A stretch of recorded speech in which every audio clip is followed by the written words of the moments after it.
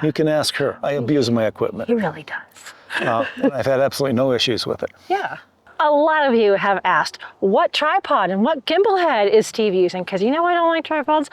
So we're going to answer that for you today. Steve, welcome to the tripod and gimbal head edition of Catch Up Chronicles that everyone's been anxiously awaiting. So Steve, here's your tripod. Let's start there. And what do we have here? We have an Inorel RT90CM tripod. It's carbon fiber, which I really like. This whole setup looks really bulky, but the whole thing's under 8 pounds. So it's very, very light. And I like the carbon fiber because it kind of damps out vibrations much faster also. Or faster. Also, what I like about this tripod, it goes to 5 feet. So by the time you get the tripod up and the gimbal head and the camera on it, I'm up around 5.5, 6 feet. Which actually I'm 5'11", so it goes above me.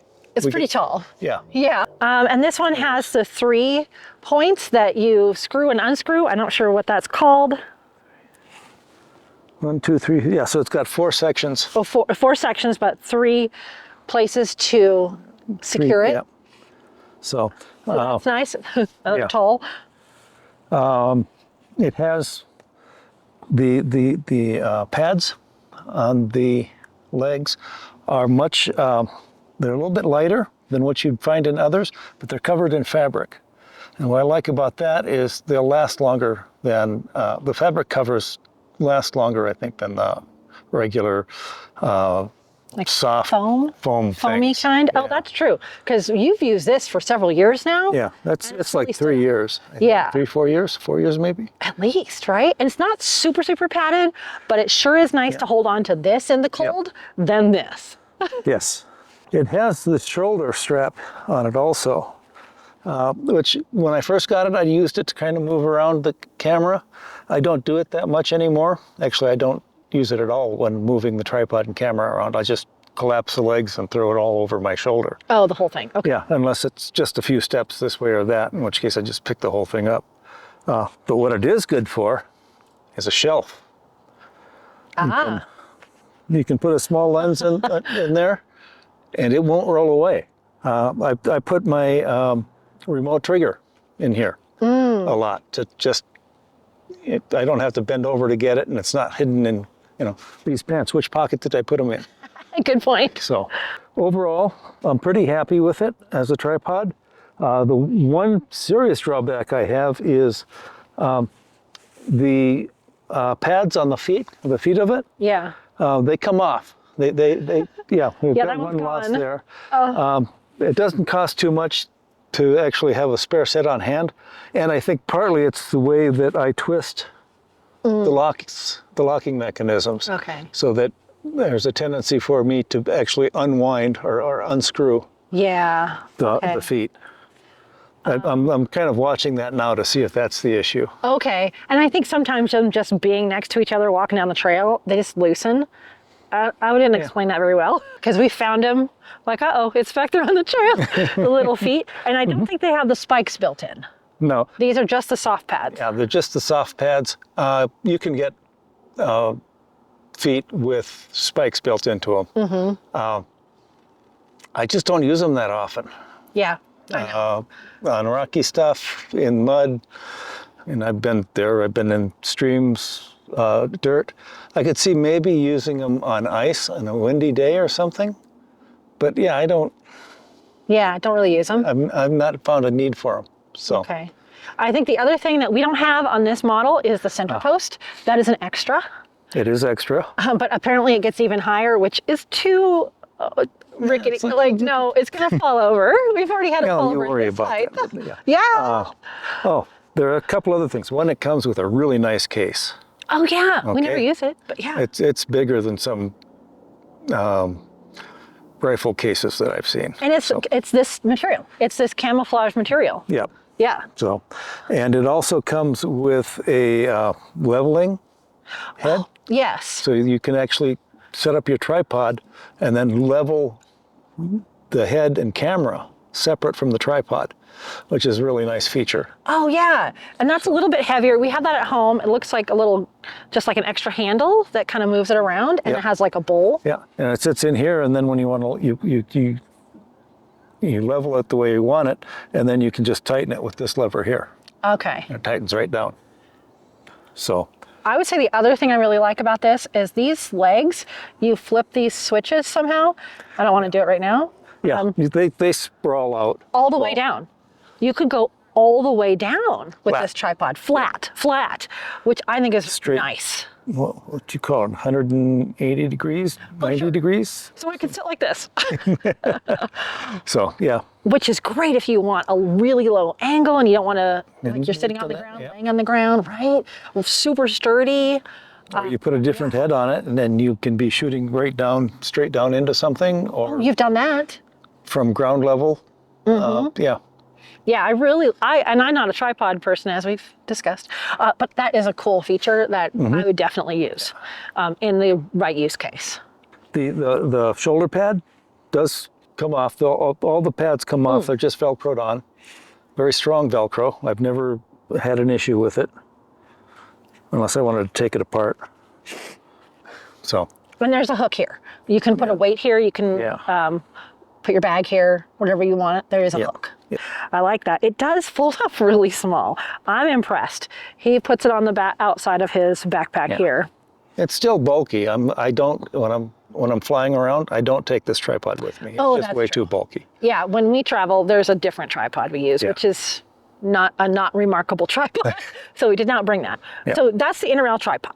Okay, it does not come with the head, however. And so this gimbal is completely separate, and you purchase it separately or use your own head on this. So keep in mind, these legs don't come with a head. So moving on, Steve, if there's nothing else you want to say about the legs. Overall, I'm very happy with it after, like I say, 3 or 4 years of owning it. Yeah, bang it around, take it on in all conditions. It doesn't look too bad, honestly. Nope. Yeah, and all the stitching is great. I think it's worked out good. And it's affordable for a tripod. I think it's $350 as of this date, early 2024 in the US. Yeah. But you decided to go with this gimbal head. Yeah. And let me tell you, this is a ProMaster. ProMaster GH30C. But ProMaster has changed it out for just a slightly different model that looks to me exactly the same. So it's the ProMaster GH31C now. So not the 30C, the 31C. So essentially the same. So tell me why you got this one. I got it initially for birds and wildlife. I can put a camera on here and pan with them, track them. With some practice, I actually get pretty good at tracking birds and all kinds of critters. I do find it is better when you're tracking in a plane. Okay, panning? Yeah, panning. When you need to go up to view something in the sky, you quickly run into limits as to how far, how steep of angle you can have, because you run into the legs, or you get too short. You can't get down enough to see what's going on. Yeah. So, birds in the sky, I tend to actually take it off the tripod and do handheld with that. But otherwise, it's really nice. It's great with doing video. Oh my gosh, yeah. Yeah, you can pan really nicely with slower moving critters. Pretty much anything on land and slower birds. True. So I really like that. It's carbon fiber also? It's carbon fiber also. So lightweight? It weighs like what, 2 pounds? 2.1 pounds? I think it's 2 pounds. Yeah. So this whole combination, gimbal head and tripod, is less than my camera and big lens. Yeah. So it's almost less than the lens. The lens is a little over 5 pounds. It is pretty lightweight. Oh, this comes with an Arca Swiss plate that you can tighten your own plate on here. The new model does. This? It says Arca Swiss plate holder. Oh, okay. Yeah. Oh, but the new one has the actual plate. This one didn't come with the plate, right? Yeah. Sorry. Okay. And this has a scale, multiple scales on it. You can adjust the up and down, and where the camera sits on the holder itself, it has angles on the base. That's really nice when you're actually taking a panorama. You can see how far you're panning with each shot. Oh yeah, there's a Make it little equal. arrow here. Yep. Okay. So adjustments. Okay, so this Yeah. knob does tilt. Tilt. Yeah. We'll call it tilt. And just by adjusting the lock on it, it really works very nicely for just putting enough friction on there so that you can track with it Smoothly. very smoothly. Yeah. Same thing. Actually, we've got two adjustments here for panning. And again, same thing. We just kind of tighten it or loosen it a little bit. Got another angle, another Knob. knob locking mechanism over here. So you've got two different ways you want to do that. Did this come with the longer handle that videographers No. like to use? So it doesn't come with that, but I think the new one does. I'm pretty sure the new one comes with a place to put that longer handle that I always just run into those handles, so I take them off of every tripod. Even my video tripod, I don't think I have one on that. Let's put the camera on there, Steve, and just kind of show people what it would be like to use a gimbal head if you're considering it. Most photographs you see of people using gimbal heads, they'll mount the camera on here the exact opposite of what I do. But most photographs you see, the upright of the gimbal head is on the left side. Oh, I like Okay. it on the right side because then I can keep my left eye open and see what I'm shooting because otherwise this post is in the way. in the way. I see. But did you see how smoothly he went around like that? So imagine tracking a bird Yeah. or coyote, anything like that on here, and then, you know, the bird lifts up, you can do that. And the various scales help you set it so that you can get it Oh, balanced. all nicely balanced. And then place it there every time. Okay. You don't have to rebalance it every time you put it on because you know exactly where you want to place it. Tighten that, please. So Yeah, so really that's it. If you want something that you could pan like this and you can tilt up and down, and you can do both at once, or you can lock one or the other. yeah. That's kind of why we have it. And it's great for video. I mean, you can use it for landscape too, I suppose. You don't have as much, you can't fine tune it really level as much. There is a level bubble on the tripod. I have level bubbles on the. I have there's a level level bubbles on the tripod on my camera, plus the electronic level in the camera. So yeah, you can get it level, Yeah. and it's smooth enough. I've done some really nice panoramas with it. And like he's got the A7R4 with the 200 to 600. And if we wanted to switch to vertical, you just do that within the collar, right? Yep. Okay, go ahead. Yeah, so there you go.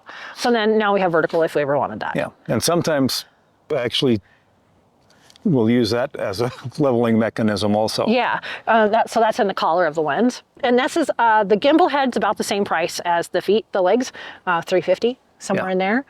So, which is a pretty low price, honestly. It sounds expensive if you've never bought, you know, carbon fiber, lightweight tripod and gimbal head and all that. Yeah, especially those with famous names. Oh my gosh, some of them can really get out there. This is the Interrail, this is just Amazon, and it's gotten us through years. So there you go. That's what we have for the tripod and the gimbal head. Anything else you want to add, Steve? One failure mode I've seen in other tripods that have these types of locking mechanisms is there's a wedge, a couple of wedges inside each locking inside each locking mechanism.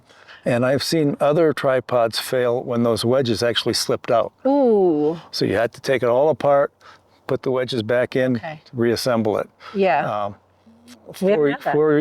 3-4 years of fairly rugged use. Yeah, You can ask her. I abuse my equipment. he really does. And I've had absolutely no issues with it. Yeah, and I've used it, It's easy to use, super easy to use. For under $1,000, you can get both of these and poof, walk out the door and Under 700, actually, I think. yeah, oh yeah, under $700 you can get this. Yep. All right. So I hope that answers everybody's questions. Of course, if you have more we didn't answer, type it in the comments. Yep. Remember, we do have the coffee club, I think is what we called it. Yes. Coffee club here. If you want to join right here on YouTube, it's $3 a month. And you can help with our coffee and just for us to go out and do these videos for you. There's Coffee and Connections, that's new. So that has those, and it's got a live stream with us once a month. So check those out here on the page.